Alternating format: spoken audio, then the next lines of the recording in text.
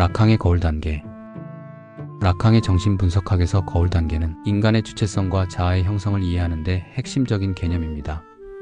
이 이론은 유아가 자신의 이미지를 거울 속에서 인식하면서 자아를 형성하는 과정을 설명하며 인간의 주체성이 근본적으로 분열된 상태에서 시작된다는 락항의 철학적 심리적 통찰을 담고 있습니다.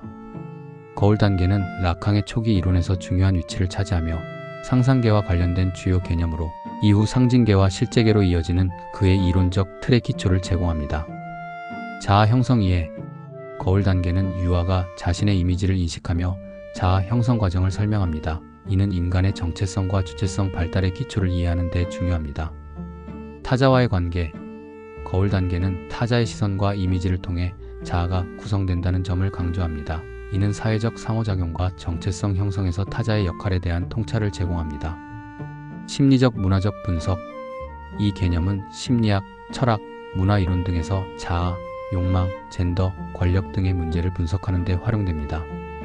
거울 단계는 락항 이론의 핵심 틀을 제공하며 인간의 자아와 사회적 관계의 기초를 이해하는 데 필수적인 이론적 프레임워크입니다. 1. 거울 단계의 정의. 거울 단계는 유아가 생후 6개월에서 18개월 사이에 거울 속 자신의 이미지를 보고 자신을 하나의 통일된 존재로 인식하는 과정을 말합니다. 이는 신체적 통일성과 자아의 형성을 가져오지만 동시에 근본적인 분열을 초래합니다. 락항은 이 단계를 단순히 물리적인 거울 앞에서의 경험으로 한정하지 않고 상징적이고 심리적인 과정으로 확장합니다. 즉, 유아는 실제 거울뿐만 아니라 타자의 시선, 반영, 또는 다른 이미지적 경험을 통해 자신을 인식하게 됩니다. 거울 단계는 인간이 자신을 나로 인식하는 첫 번째 단계이지만 이 인식은 환상적이며 실제의 나와 이상화된 나 사이의 간극을 만들어냅니다. 이 간극은 인간의 주체성이 분열된 상태로 형성된다는 락항의 핵심 주장의 기초가 됩니다. 2. 거울 단계의 과정. 거울 단계는 유아의 심리적 발달 과정에서 다음과 같은 단계를 거칩니다. 1. 조각난 신체. 거울 단계를 경험하기 전 유아는 자신의 신체를 통일된 전체로 인식하지 못합니다. 이 시기에 유아는 신체적 감각적 경험이 조각난 상태로 존재하며 자신의 신체를 완전히 통제할 수 없습니다. 예를 들어 유아는 손과 발의 움직임을 조화롭게 조절하지 못하고 욕구가 충족되지 않을 때 혼란과 불안을 경험합니다. 락항은 이 상태를 조각난 신체라고 부릅니다. 이는 유아가 자신의 신체를 통일된 전체가 아니라 분열된 부분들의 집합으로 경험하는 것을 의미합니다. 이 시기에 유아는 어머니와의 융합 상태를 통해 안정감을 찾으려 하지만 이는 불완전하고 일시적인 상태입니다. 2. 거울 속 이미지의 인식. 유아가 거울 속 자신의 이미지를 보거나 타자의 시선을 통해 자신을 반영된 이미지로 인식할 때 그는 자신을 하나의 통일된 존재로 경험하게 됩니다. 이는 신체적 통일성과 자아의 형성을 가져옵니다.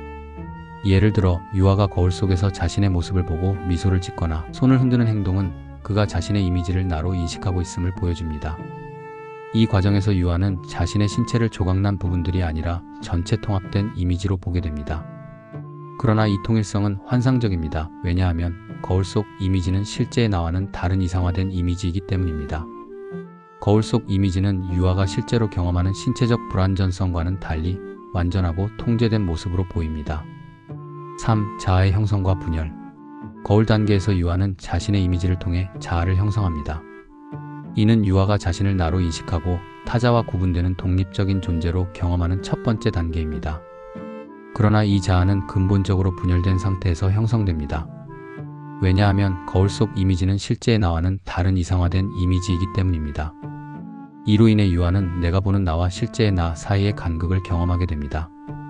이 간극은 인간의 주체성이 분열된 상태로 형성된다는 락항의 핵심 주장의 기초가 됩니다. 자아는 환상적 통일성을 제공하지만 이는 실제의 나와는 다른 허구적 구조입니다.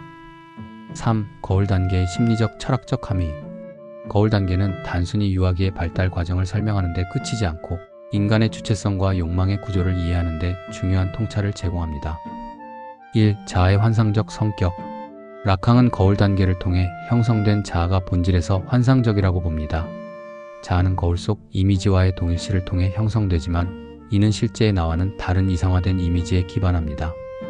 이로 인해 인간은 항상 자신과 타자, 현실과 이상 사이의 간극 속에서 살아가게 됩니다.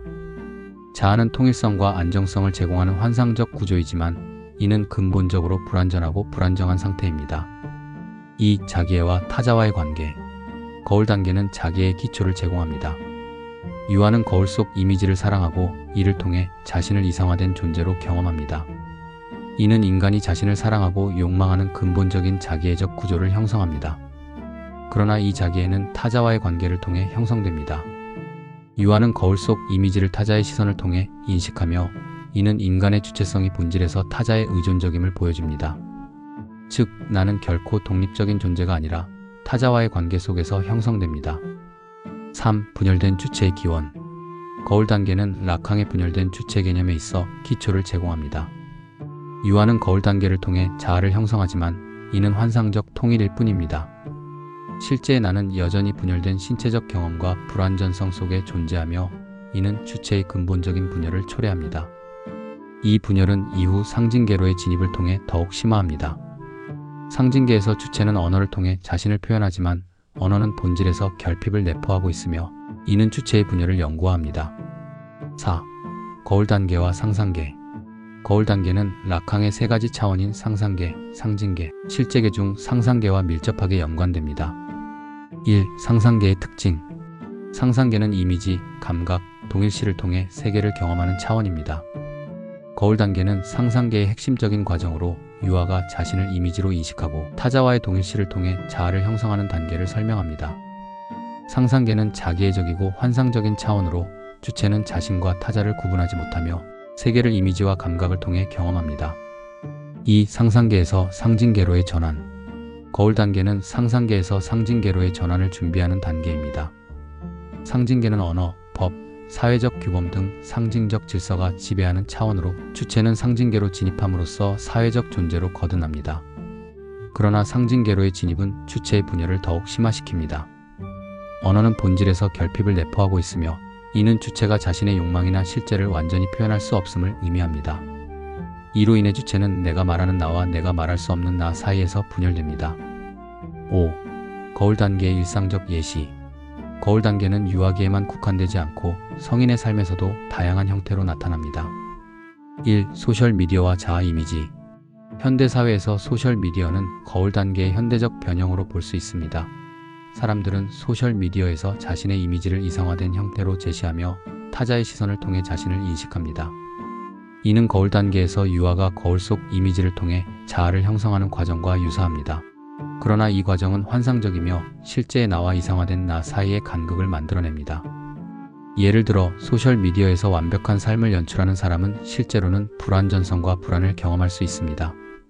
2. 연애와 타자의 시선. 연애 관계에서 우리는 연인의 시선을 통해 자신을 인식하며 이는 거울 단계의 자기애적 구조를 반영합니다. 예를 들어 연인이 우리를 사랑한다고 말할 때 우리는 그 시선 속에서 이상화된 자아를 경험하며 이는 우리의 자아를 강화합니다. 그러나 이 과정은 분열을 초래할 수도 있습니다. 연인이 우리의 기대를 충족시키지 못할 때 우리는 실제의 나와 이상화된 나 사이의 간극을 경험하며 불안과 좌절을 느낄 수 있습니다. 3. 예술과 창작. 예술 작품은 거울 단계의 구조를 반영할 수 있습니다. 예를 들어 자화상을 그리는 화가는 자신의 이미지를 이상화된 형태로 재구성하며 이는 거울 단계에서 유아가 거울 속 이미지를 통해 자아를 형성하는 과정과 유사합니다. 관객 또한 예술 작품을 통해 자신의 이미지를 반영하며 이는 타자의 시선을 통해 자아를 인식하는 거울 단계의 구조를 보여줍니다. 6. 거울 단계의 임상적 철학적 함의. 거울 단계는 정신분석학적 치료뿐만 아니라 철학적 문화적 분석에서도 중요한 함의를 가집니다. 1. 정신분석학적 치료. 라캉의 정신분석학에서 거울 단계는 주체의 자아가 환상적 구조임을 이해하는 데 중요한 단서를 제공합니다. 분석가는 환자가 자신의 자아를 이상화된 이미지로 인식하는 방식을 탐구하고 이 환상적 통일성을 해체하는 과정을 돕습니다. 예를 들어 환자가 자신을 완벽한 존재로 이상화하거나 타자의 시선에 과도하게 의존할 때 이는 거울 단계의 자기애적 구조를 반영할 수 있습니다. 분석가는 환자가 이 환상을 이해하고 실제의 나와 이상화된 나 사이의 간극을 받아들이도록 돕습니다. 2. 철학적 함의. 거울 단계는 라캉의 분열된 주체 개념의 기초를 제공합니다. 이는 전통적인 인본주의적 인간관을 비판하며 인간이 결코 자율적이고 완전한 존재가 될 수 없음을 보여줍니다. 이는 현대 철학에서 주체성, 정체성, 권력의 문제를 제고하는 데 중요한 통찰을 제공합니다. 예를 들어 포스트 구조주의와 해체주의 철학자들은 거울 단계를 활용하여 인간의 정체성이 고정된 것이 아니라 이미지와 타자의 시선을 통해 끊임없이 구성되고 해체된다고 보았습니다. 3. 문화적 분석. 거울 단계는 문학, 영화, 예술 등 문화적 텍스트를 분석하는 데도 활용됩니다. 예를 들어 영화 속 인물의 자아 형성과 갈등은 거울 단계의 구조를 통해 해석될 수 있으며 이는 인간의 자기애와 분열의 보편성을 드러냅니다. 현대 소비 사회에서는 거울 단계가 자본주의적 욕망의 구조를 분석하는 데 유용하게 사용됩니다. 광고와 미디어는 우리의 자아를 이상화된 이미지로 제시하며 이는 거울 단계의 환상적 통일성을 활용하여 우리의 욕망을 자극합니다. 7. 거울 단계와 젠더 문제. 거울 단계는 젠더와 권력 문제를 분석하는 데도 중요한 역할을 합니다. 특히 페미니스트 이론가들은 거울 단계를 활용하여 여성의 주체성과 젠더 정체성을 탐구했습니다. 1. 여성의 자아 형성. 라캉의 이론에서 거울 단계는 남성과 여성 모두에게 적용되지만 일부 페미니스트 이론가들은 이 과정이 가부장적 구조를 강화한다고 비판했습니다. 예를 들어 여성은 거울 단계에서 자신의 이미지를 남성의 시선을 통해 인식하며 이는 여성을 남성의 욕망 대상으로 위치시킬 수 있습니다. 이리가레는 거울 단계가 남성 중심적 언어와 질서에 기반하며 여성의 독립적인 주체성을 억압한다고 비판했습니다. 그녀는 여성의 신체와 욕망을 긍정적으로 재구성하는 새로운 상징적 질서를 제안하며 거울 단계를 비판적으로 재해석했습니다. 2. 젠더 이분법의 해체. 반면 일부 이론가들은 거울 단계를 활용하여 젠더 이분법을 해체하려 했습니다. 라캉은 자아가 본질에서 환상적 구조라고 보았기 때문에 고정된 젠더 정체성을 부정하는데 그의 이론이 활용될 수 있습니다. 예를 들어 주디스 버틀러는 거울 단계를 참조하며 젠더가 고정된 본질이 아니라 이미지와 타자의 시선을 통해 일상에서 반복적으로 수행하는 행위를 통해 이루어집니다. 마무리.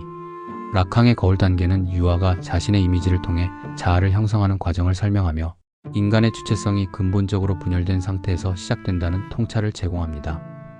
이는 자아가 환상적 구조임을 드러내며 인간이 자신과 타자, 현실과 이상 사이의 간극 속에서 살아간다는 점을 강조합니다.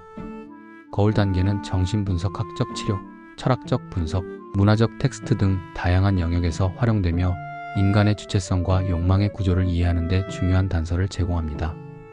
거울 단계는 추상적이고 난해한 개념이지만 이를 통해 우리는 인간의 자아가 결코 완전하거나 자율적인 존재가 될 수 없으며 항상 타자와의 관계 속에서 형성된다는 점을 이해할 수 있습니다.